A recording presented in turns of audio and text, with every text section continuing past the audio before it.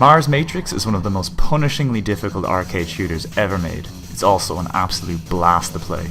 Developed by Takumi Corporation and published by Capcom in the year 2000 for their CP System 2 hardware, Mars Matrix is an intense onslaught of techno, bullets and atmosphere that demands precision, focus and memorization.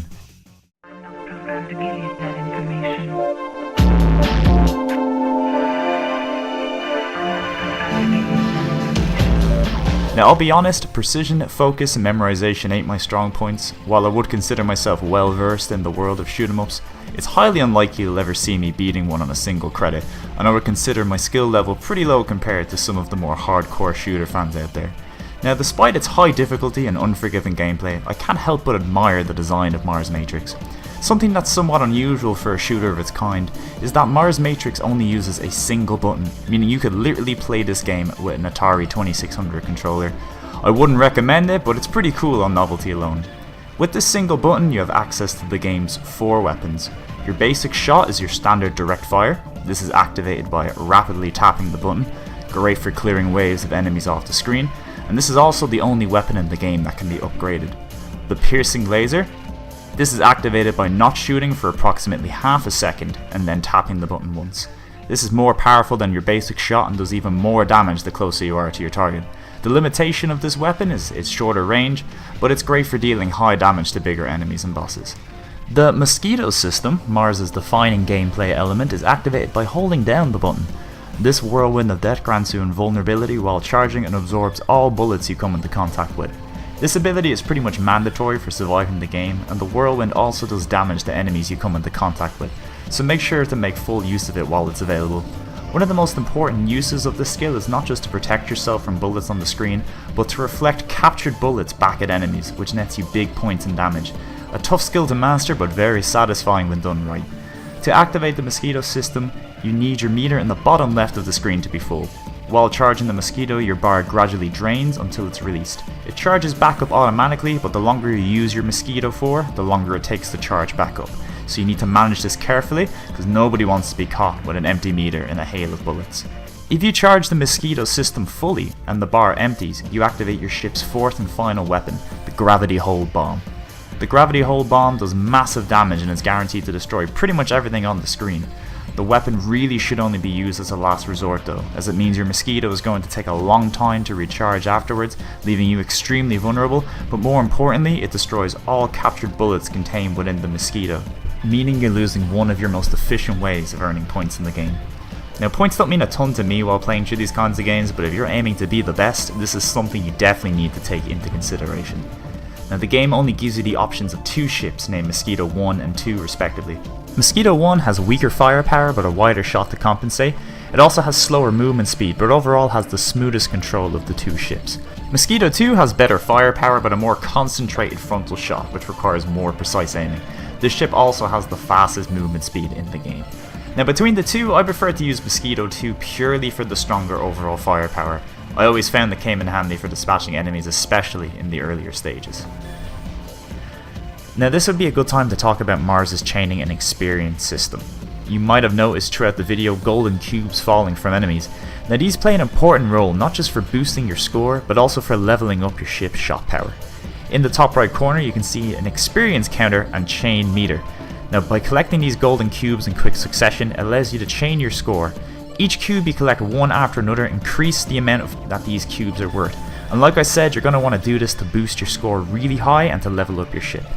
Your ship increases in level after reaching a certain experience value. Your first level up is 1000 experience, the second is 10,000, and your third is 100,000. Now this continues all the way up until level 8 at 1.6 million experience. So in other words, the better you are at the game, the stronger your ship is going to be. It's a system that rewards consistent high level play, and for a game like Mars Matrix, you're going to need all the power you can get, because this game is hard, brutally hard, possibly the most difficult shoot 'em up I've ever played, and you better be prepared to die, die, die, die, die again and again and again. Now, in all my time playing Mars, I've never managed to get above level 5 shot power, and when it comes to high scores, the game only counts your first run of lives, so as soon as you pop another coin in and continue, you can forget about being scored on the rest of your playthrough. This game is hardcore. You get one run to be the best, and that's it.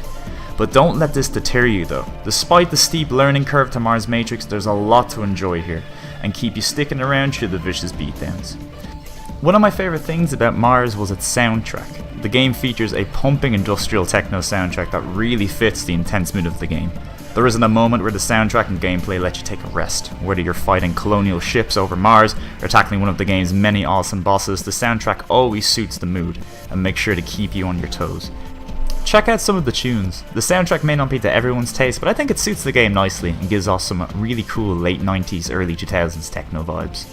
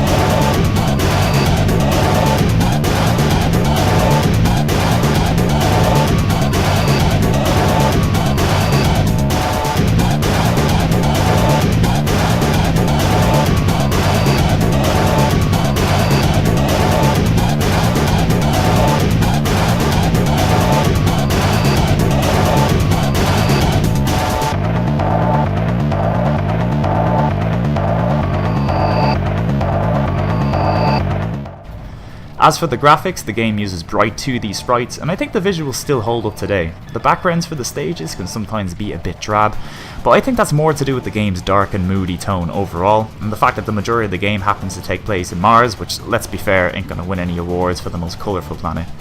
Boss designs are big and menacing, with this one here looking like something straight out of Ghost in the Shell. Now, the boss fights do tend to be over pretty quickly, but with how difficult they tend to be, it's usually a relief to see them taken out sooner rather than later. All in all, despite Mars' high difficulty, it's still a really great game for even a casual shoot 'em up fan like myself to blast through. The game's 6 stages can be beaten in roughly 20 to 25 minutes, but trust me, expect to see a lot of deaths and continues along the way.